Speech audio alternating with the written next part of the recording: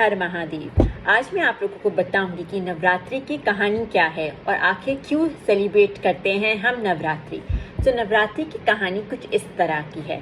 सतयुग में कहते हैं महिषासुर ने पूरे अपने पापों से पूरा तांडव मचाया हुआ था। पूरी सृष्टि, पूरे ब्रह्मांड में उसने बहुत सारे लोगों को पाप दंडित किया था, बहुत लोगों को मारा था, दहशत फैला दी थी पूरे सृष्टि में।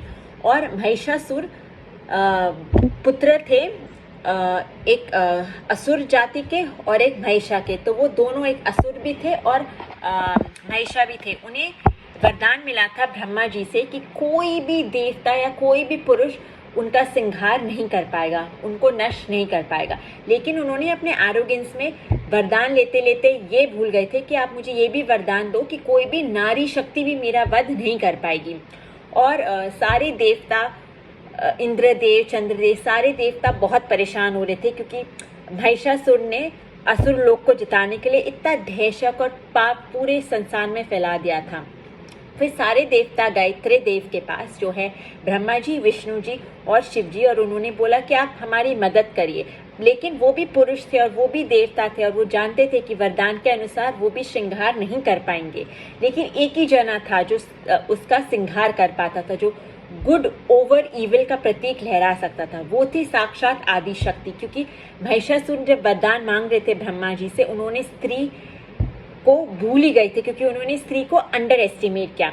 तो त्रिदेवों ने अपनी शक्ति से आदि शक्ति में अपनी एनर्जी, अपनी ऊर्जा प्रतीक की और आदि शक्ति जो है माता पार्वती, उन्होंने रूप लिया दुर्गा माँ का और वो चली गई युद्ध पर महिषासुर और माँ दुर्गा का युद्ध 9 दिन चला। हर एक दिन माँ दुर्गा ने अपनी 9 फॉर्म्स लिए, जो है माँ काली, चंद्रघंटा, ब्रह्मचारिणी, ये सारे 9 फॉर्म्स उन्होंने लिए। एंड आखिरकार इन द 9th डे उन्होंने वध कर लिया महिषासुर का और पूरी सृष्टि में नेचर और सब साइकिल्स और सब बैलेंस, संतुलन आ गया।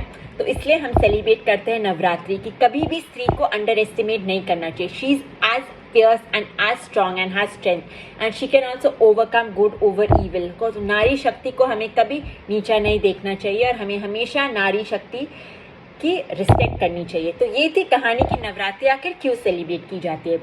आप नवरात्रि कैसे सेलिब्रेट कर सकते हैं। आप 9 डेज देवी माँ को, जो दुर्गा माँ है, उन्हें विराजमान कर सकते हैं अपने घर में। उसी प्रकार जैसे गणेश जी को हम 9 दिन विराजमान करते हैं अपने घर में, आप देवी माँ का 16 श्रृंगार आपको रोज़ करना होता है। उन पर पुष्प फ्लावर चढ़ाने होते हैं, फल चढ़ाना होता है, भोग देना होता है।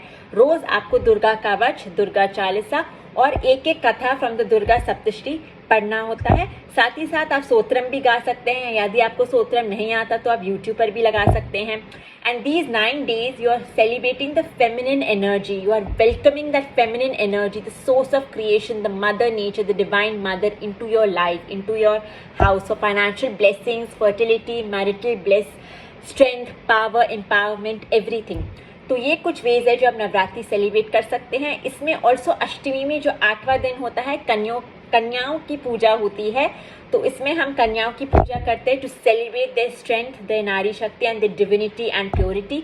तो हम कन्याओं को प्रसाद देते हैं, उनको तोहफे देते हैं, उनको अच्छे से खिलाते हैं, seeking that every female, every small girl is also प्रतीक ऑफ माँ दुर्गा। तो ये सम वेज है जैसे आप नवरात्रि सेलिब्रेट कर सकते हैं। हर हर महादेव।